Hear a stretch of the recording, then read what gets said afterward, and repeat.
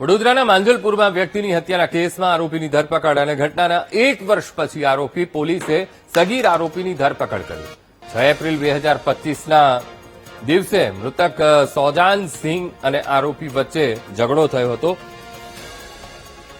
આરોપીએ મૃતક પર મોબાઈલ ચોરીનો આરોપ લગાવ્યો હતો અને ઉગ્ર ઝઘડો થયો હતો અને આ ઉગ્ર ઝઘડામાં આરોપીએ મૃતકના માથાના ભાગે લોખંડના પાઇપથી હુમલો કર્યો હતો।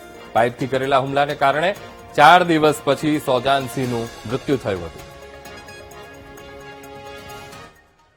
જેમાં મરણ જનાર સૌજાનસિંહ ગોપાલસિંહ જાદોન એ તેમના ઘરે જતા હતા તે દરમિયાન જે કાયદાના સંઘર્ષમાં આવેલ કિશોર છે તેણે તેના મોબાઈલ ચોરીનો આક્ષેપ એ મરણ જનાર ઉપર લગાવેલ।